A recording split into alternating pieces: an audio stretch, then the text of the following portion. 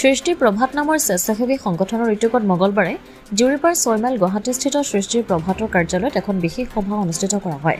সভাখনিত পেহেলগামত নিৰ্দোষ পৰ্যটকসকলৰ ওপৰত হোৱা ভয়ংকৰ আতংকবাদী আক্ৰমণত মৃতকৰ প্ৰতি শোক প্ৰকাশ আৰু হত্যাকাৰীৰ অমানৱীয় কাৰ্যৰ তীব্ৰ নিন্দা কৰাৰ লগতে এনে ভয়ংকৰ ঘটনা পুনৰাবৃত্তি যাতে নহয় তাৰ বাবে ভাৰতীয় নাগৰিক হিচাপে দায়িত্ব আৰু ভাৰতীয় ৰাষ্ট্ৰৰ সুৰক্ষা আৰু একতাৰ বাবে কৰণীয় বিষয় সন্দৰ্ভত আলোচনা কৰা হয়। সৃষ্টি প্ৰভাতৰ অধ্যক্ষ তথা অৱসৰপ্ৰাপ্ত জ্যেষ্ঠ IPS বিষয়া তথা জ্যেষ্ঠ MNCৰ পৰামৰ্শদাতা সমাজকৰ্মী NF হকৰ সভাপতিত্বত অনুষ্ঠিত সভাখনিত অসম সাহিত্য সভাৰ সদস্য আৰু সমাজকৰ্মী ভৱেন্দ্ৰনাথ দেৱশৰ্মা, অসম চৰকাৰৰ অৱসৰপ্ৰাপ্ত মুখ্য অভিযন্তা আৰু সৃষ্টি প্ৰভাতৰ জ্যেষ্ঠ সদস্য সৈয়দ হাৰুনুৰ ৰহমান, পাঞ্জাবাৰী নাগৰিক উন্নয়ন মঞ্চৰ সদস্য আৰু সমাজকৰ্মী নলিনী কুমাৰ ডেকা, অৱসৰপ্ৰাপ্ত জ্যেষ্ঠ নাগৰিক সেৱা বিষয়া সৈয়দ হাছিনুৰ ৰহমান, জ্যেষ্ঠ নাগৰিক A ফজল আব্দুল্লাহ, খ্যাতিনামা কবি দেৱপ্ৰসাদ তালুকদাৰ, প্ৰসিদ্ধ অনাতাঁৰ শিল্পী হাফেজা বেগম চৌধুৰী, সাহিত্যিক নিজৰা শৰ্মা, অৱসৰপ্ৰাপ্ত মৃত্তিকা সংৰক্ষণ সঞ্চালক ফকিল আহমেদ বৰা, জ্যেষ্ঠ নাগৰিক আৰু সমাজসেৱক ছৈদুৰ ৰহমান, পাঞ্জাবাৰী নাগৰিক উন্নয়ন মঞ্চৰ সাধাৰণ সম্পাদক হৰিশ্চন্দ্ৰ নাথ ইত্যাদি ভালেমান সংখ্যক বিশিষ্ট লোক উপস্থিত থাকে।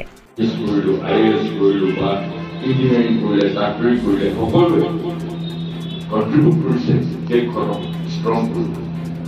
সেইকাৰণে আমি সেই কথাবোৰ কেতিয়াও পাহৰিব নালাগিব। তেওঁ কৈছে এই সৰু সামান্য কিছুমান সচেতনিত আমি কেতিয়াও উত্তেজিত হ'ব নালাগিব। এইটো এটা মূল কথা। বাকী এতিয়া আমি চাব লাগিব যে এনেধৰণৰ সন্ত্ৰাসবাদী কাৰ্যকলাপ আমাৰ মৰমৰ আটাইতকৈ শান্তিপ্ৰিয় অসমীয়া সমাজখনত যাতে হ'ব নোৱাৰে। তাৰ কাৰণে আমি কি কৰিম? এক নম্বৰ হৈছে আমি সচেতন হৈ থাকিব লাগিব যে ভাৰতৰ আন ঠাইত কি হৈছে আৰু তেনেধৰণৰ কাৰ্যকলাপ ইয়াত কেনেকৈ হ'ব পাৰে নেকি, আমি সেইটোৰ ওপৰত কিছু সচেতন হ'ব লাগিব।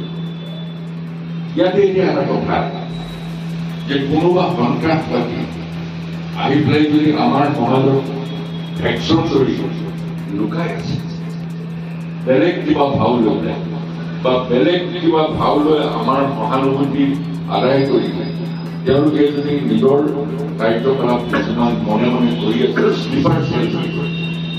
শ্লিপাৰ চেলে শুই থাকিব, অবজাৰ্ভ কৰি থাকিব, ইনফৰমেশ্যন কালেক্ট কৰিব আৰু যেতিয়া ইনষ্ট্ৰাকশ্যন নেটৱৰ্কত আহিব, কোডেড মেছেজ আহিব, সেইদিনাখনে সেই ঘটনা কৰিব।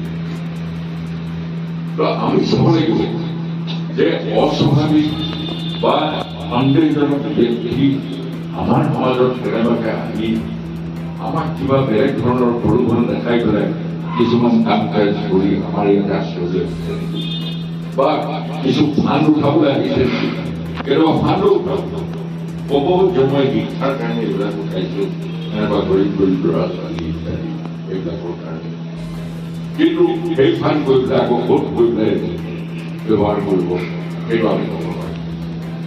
এনেধৰণৰ কথাবিলাকত আমি কিন্তু আজিৰ দিনত সচেতন হ'ব লাগিব। আমি বৰ সহানুভূতিশীল হৈ সকলোকে যদি সহায় কৰিবলৈ যাওঁ, কেতিয়াবা কিন্তু আমি হয়তো দিগদাৰিও কৰিব পাৰোঁ। এইটো কথা কিন্তু আমি চাব লাগিব। বিভিন্ন আমি কথা আমাৰ আগত যদি কোনোবাই প্ৰকাশ কৰে, ইমিডিয়েট তাক বন্ধ কৰিব লাগিব আৰু যদি দেখো গুৰুত্বপূৰ্ণ পুলিচক খবৰ দিছে তাক লাহেকৈ বিদায় দিব লাগিব। এইখিনি আমি চিভিক ৰেছপনচিবিলিটি। কোনোবাই মোৰ ঘৰত আহি পেলাই হিন্দুৰ কথা বেয়াকৈ কৈ থাকিব, সেইটো মই সহ্য কৰি থাকিম, তেতিয়াহ'লে তাক মই সহায় কৰা হ'ব নহয় জানো? কোনোবাই মুছলিমৰ কথা কৈ পেলাই বেয়াকৈ ওচৰত দি কথা কৈ থাকিব, আমি জনা বুজা মানুহে যদি তাক মনে মনে চাহ তামোল খুৱাই পেলাই পঠাই দিওঁ, সেইটো হয় বুলি সেইটো ঠিকেই কৰি আছোঁ, সেইটো আমি কিন্তু এক ধৰণে আমি ৰেজিষ্ট কৰিব লাগিব। তেনেকুৱা সেইবিলাক টেণ্ডেঞ্চি তাৰমানে কোনো খৰচ নোহোৱাকৈ মানুহে সমাজত প্ৰয়োজন সিঁচিব পাৰে। সেই প্ৰয়োজন সিঁচিবলৈ আমি যাতে সুবিধা দিওঁ, সেইটো আমি চেষ্টা কৰিব লাগিব আৰু আমি ল এনফৰ্চমেণ্টৰ লগত যোগাযোগ ৰাখিব লাগিব। যদি তেনেকুৱা পৰিস্থিতি আহে আমি তেওঁলোকৰ সহায় কৰিব লাগিব। এইখিনি কথা আমি ইয়াত যদি